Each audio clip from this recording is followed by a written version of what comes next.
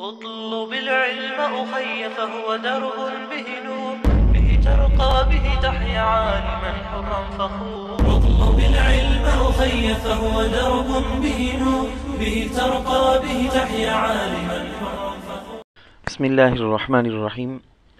إن الحمد لله نحمده ونستعينه ونستغفره. أعوذ بالله من الشيطان الرجيم. بسم الله الرحمن الرحيم. وما خلقت الجن والإنس إلا ليعبدون. صدق اللہ العلی العظیم. آج بدھ کا دن ہے، حدیث کا درس کا دن ہے. آج درس حدیث جس عنوان پر ہوگا وہ بہت اہم عنوان ہے. آج انگریزی کی 16 تاریخ ہے، 9واں مہینہ 2020. اسلامی تاریخ چاند کی تاریخ کے اعتبار سے 20/7 تاریخ محرم 1440 ہجری بروز بدھ. آج جس عنوان پر آپ کو حدیث کا درس دینا ہے، عنوان اس طرح سے ہم کہہ سکتے ہیں کہ ایک شخص نمازی، حاجی، پھر بھی مفلس ہے. آپ کی معلومات میں، آپ سب سے میں کہہ رہا ہوں کہ آپ کی معلومات میں بہت سارے لوگ ایسے لوگ ہوں گے جو نماز اور روزے کے پابند ہوں گے، زکوٰۃ بھی حساب کر کے دیتے ہوں گے، جو دنیا کے اعتبار سے لوگوں کی نگاہوں میں دیندار، متقی، پرہیزگار کہلاتے ہوں گے. سب جانتے ہیں کہ وہ بے نمازی نہیں، وہ شخص بے نمازی نہیں ہے، سود نہیں کھاتا، شراب نہیں پیتا، جوا نہیں کھیلتا، زنا نہیں کرتا. تو ہم بھی مطمئن ہیں کہ وہ نیک ہے، وہ بھی اطمینان سے ہے کہ وہ دیندار ہے، جنتی ہے وغیرہ. لیکن دوسری طرف وہ زبان کی احتیاط نہیں کرتا، زبان کے سلسلے میں احتیاط نہیں. کسی پر جھوٹی تہمت لگا دینا، جھوٹ بول دیتا ہے، گالی بکتا ہے، حق سمجھ کر کثرت سے غیبت کرتا ہے کہ یہ میرا رائٹس ہے، وہ اس کے جو کام ہے اس کی وجہ سے اس کی اگر غیبت میں کرتا ہوں تو میں صحیح ہوں، یہ سمجھ کے وہ غیبت کرتا ہے. معاملات میں صفائی نہیں تھی، دھوکہ دیتا تھا، کسی کا پیسہ دبا لیا، کسی کا حق پامال کر دیا، میراث کا حق دبا لیا، بہن اور والدہ کے میراث کا حق مار لیا، پڑوسی کی زمین دبا لی، لین دین میں بے ایمانی کر لی، مزدوروں اور ملازموں کا پیسہ دبا لیا یا کم کر کے دیا. ان سب کے باوجود بھی وہ اپنی نمازوں کی وجہ سے اپنے آپ کو جنتی سمجھ رہا تھا. مگر ان چیزوں کے سبب وہاں میدان حشر میں ہلاکت اور بربادی کا سامنا اس کو کرنا پڑے گا، جس کے بارے میں نے اس سے پہلے کہا نا حدیث کے اندر کہ جس کے بارے میں اللہ فرماتے ہیں لا یترکہ اللہ. یہ چونکہ ان سب چیزوں کا تعلق کہ مال دبا لینا، میراث دبا لینا، کسی کے پیسے مار لینا، ان سب کا تعلق چونکہ حقوق العباد سے ہے، حقوق العباد سے تعلق رکھنے والی چیزیں ہیں، تو اللہ اس میں رعایت نہیں کریں گے. جس کے حقوق اس نے ادا نہیں کیے ان لوگوں کو اس شخص کی نیکیاں تمام کی تمام دے دی جائیں گی. ان مظلوموں کے سر اگر گناہ ہوں تو وہ بھی اس نمازی، روزے دار، حاجی پر ڈال دیے جائیں گے. اب ایک نیکی کے لیے وہ ترسنے لگے گا، ایک ایک نیکی کے لیے. حالانکہ دنیا سے تو لے کر میدان محشر میں دنیا سے تو بے شمار نمازیں، روزے، زکوٰۃ، حج لے کر آیا تھا، مگر اب اس کی ساری عبادتوں کے ثواب اٹھا کر دوسروں کو دے دیے گئے. اب یہ نہ نمازی رہا، نہ حاجی رہا، نہ روزے دار رہا. حقوق العباد میں کوتاہی کرنے کی وجہ سے اس کی ساری عبادتیں، ساری کی ساری عبادتیں، ان کا ثواب سب کا سب مظلوموں کو چلا گیا. ایک ایک نیکی کے لیے اب وہ ترسے گا. ایک نیکی بھی دینے کے لیے کوئی تیار نہیں ہوگا. وہاں کوئی کسی کو خود سے ایک نیکی بھی دینے کے لیے تیار نہیں ہوگا. قرآن کریم میں ہے یوم یفر المرء من اخیہ وامہ وابیہ وصاحبتہ وبنیہ لکل امرئ منہم یومئذ شأن یغنیہ. سورۃ الانفطار میں اللہ تعالیٰ اس کی وضاحت کرتے ہیں کہ سگا بھائی اپنے سگے بھائی سے، شوہر اپنی بیوی سے اور بیوی اپنے شوہر سے، اولاد اپنے ماں باپ سے اور والدین اپنی اولاد سے بھاگنے لگیں گے، ہر ایک دوسرے سے بھاگنے لگیں گے، اس ڈر سے کہ کہیں یہ مجھ سے کوئی نیکی نہ مانگ لے. وہ ایسا دن ہوگا جس کے بارے میں اللہ دوسری جگہ ارشاد فرماتے ہیں، بہت سمجھنے کی، بہت غور کرنے کی ہے. یود المجرم لو یفتدی من عذاب یومئذ ببنیہ وصاحبته وأخيه وفصيلته التي تؤويه ومن في الأرض جميعا ثم ينجيه۔ اللہ جواب میں فرماتے ہیں کلا انہا لظا نزاعۃ للشوا تدعو من ادبر وتولى وجمع فاوعى۔ کیا کہتے ہیں، کیا ارشاد فرماتے ہیں؟ آپ کو میں آسانی کے ساتھ سمجھاتا ہوں کہ اگر ایک آدمی قیامت کے دن محشر کے میدان میں ہے، اس کو اگر پوچھا جائے تجھے جنت چاہیے کیا، تو وہ کہے گا ہاں ضرور چاہیے، مجھے جنت ہی چاہیے، جہنم کے عذاب سے مجھے نجات چاہیے۔ ہم اس سے پوچھے تو اس کے بدلے میں کیا دے گا؟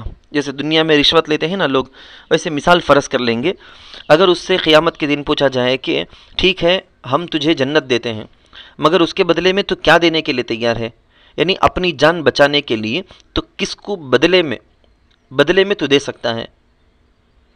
تو اگر اس کو یہ کہا جائے کہ جن والدین کا تم ادب و احترام کرتے تھے، جنہوں نے تمہاری ولادت سے لے کر تمہاری پرورش سے لے کر ساری چیزوں کا انتظام کیا، اور وہ بیوی جس کو تم چاہتے تھے، جس کو تم ٹھکانہ دیتے تھے، نان نفقہ کسوہ سکنا مہر سب کچھ دے کر تم نے رکھا، جس بیوی پر تم فدا تھے، اور وہ بچے جن بچوں کو تم اپنی جان سے زیادہ چاہتے تھے، تمہارے اپنے بچوں کو تم نے اپنی جان سے زیادہ دنیا میں چاہا ہے، اور وہ بھائی اور تمہارے وہ بھائی اور بہن کہ جن پر تمہارا پورا بھروسہ تھا، پورا اعتماد تھا، ان کے لیے سب کچھ نچھاور کرتے تھے، کیا تم اپنے آپ کو جہنم سے بچانے کے لیے، اپنے آپ کو جہنم اور جہنم کے عذاب سے بچا کر جنت میں جانے کے لیے، کیا ان سب کو بدلے میں دے کر جنت جانے کے لیے تیار ہو، اپنا چھٹکارا کروا لینے کے لیے تیار ہو؟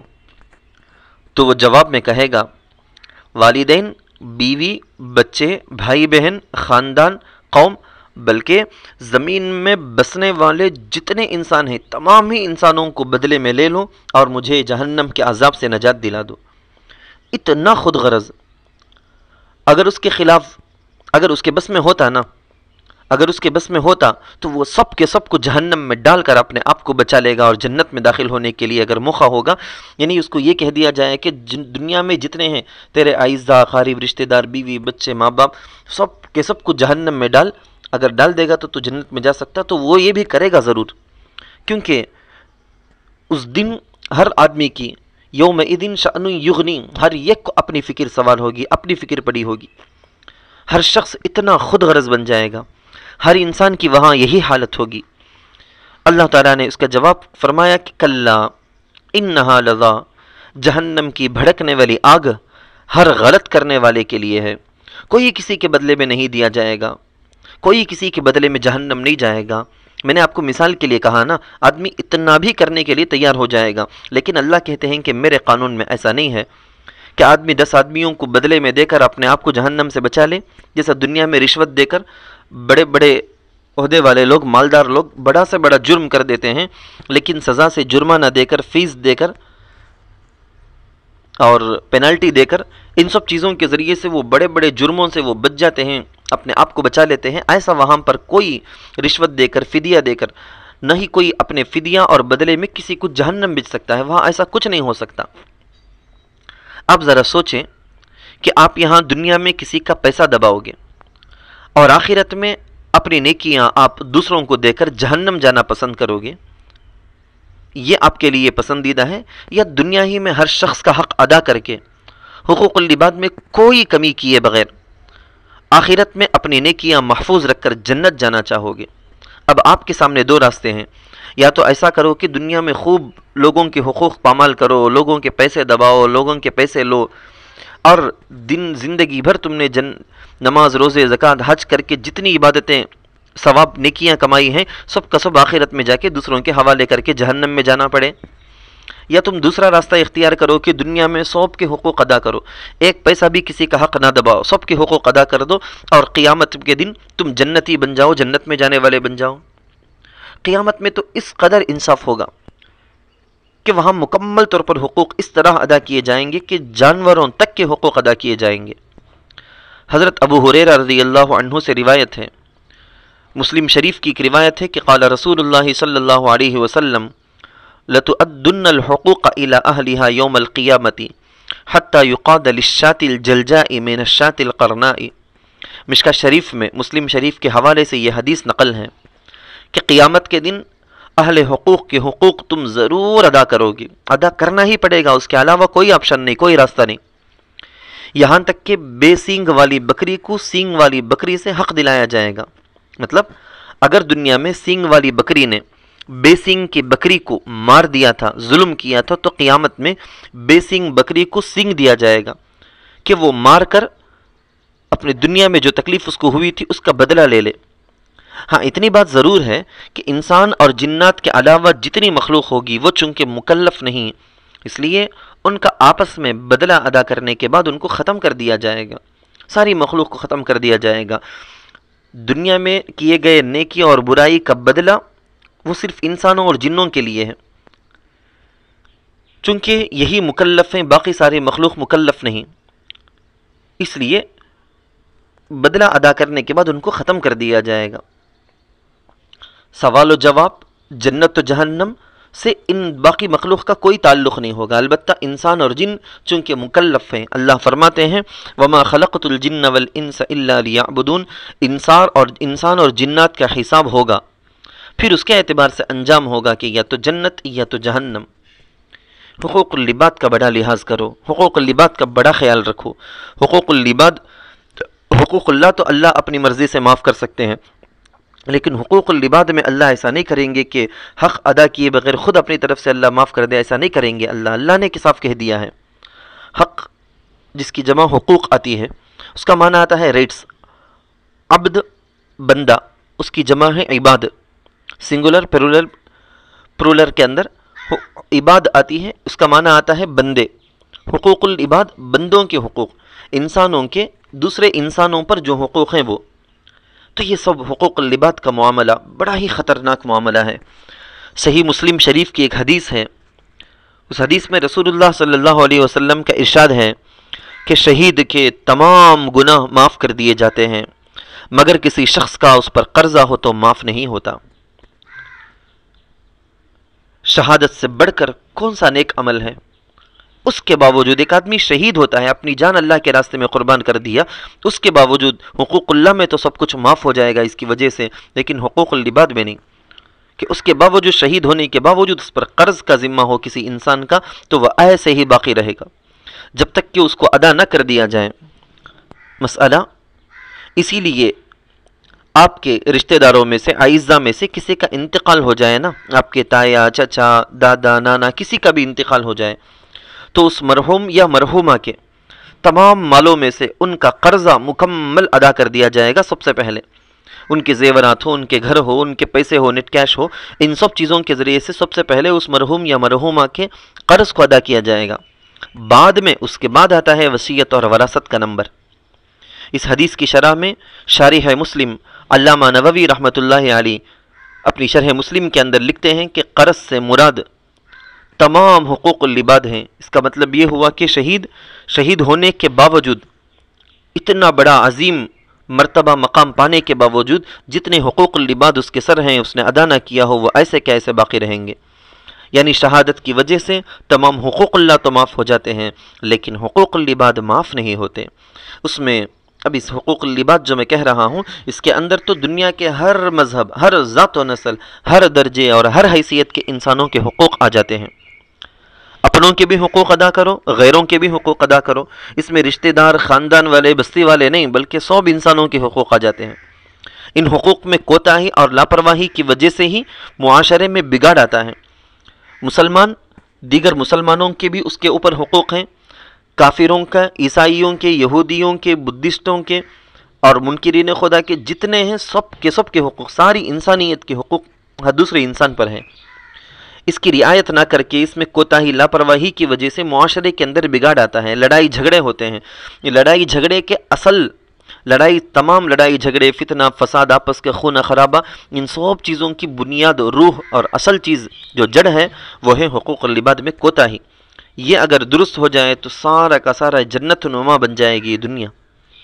اسلام پوری عالم انسانیت کے لیے 5 چیزوں کے تحفظ کا ضمان لیتا ہے۔ جیسے انشورنس کرتے ہیں نا لوگ، ویسا انسان کو اسلام نے یہ بتایا ہے، سارے انسانوں کو اسلام نے یہ بتایا ہے کہ دیگر انسانوں کے 5 چیزوں کی حفاظت تم پر لازم ہے۔ ایک انسان پر دوسرے انسان کی جان کی حفاظت لازم، مال کی حفاظت لازم، دوسرے کی عزت کی حفاظت لازم، دوسرے کے دین کی، دوسرے کے نسل کی حفاظت لازم۔ اسلام نے اس چیز میں بڑا اہتمام کیا۔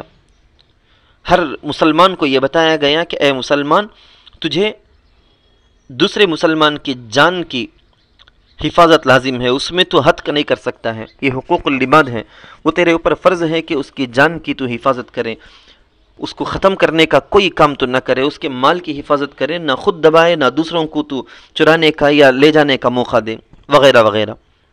شریعت کے ہر حکم کے اندر اس بات کا لحاظ کیا گیا کہ انسانوں کی ان چیزوں کی حفاظت ہو جائے۔ ان باتوں میں سے ہر ایک پر اگر آپ چاہو تو تفصیلی فہرست تیار ہو سکتی ہے۔ بس اسی پر ہم آج کے درس حدیث کو ختم کرتے ہیں۔ اللہ تعالیٰ سے دعا ہے کہ اللہ تعالیٰ ہم سب کو حقوق اللہ اور حقوق العباد میں کوتاہی کرنے سے حفاظت فرمائے، اس کو بھرپور ادا کرنے کی توفیق نصیب فرمائے۔ آمین وآخر دعوانا ان الحمد للہ رب العالمین۔ لبيك اللهم لبيك، لبيك لا شريك لك لبيك، إن الحمد والنعمة لك والملك لا شريك لك، لبيك اللهم لبيك، لبيك لا شريك لك لبيك، إن الحمد والنعمة لك والملك لا شريك لك، لبيك اللهم لبيك، لبيك لا شريك لك لبيك، إن الحمد والنعمة لك والملك لا شريك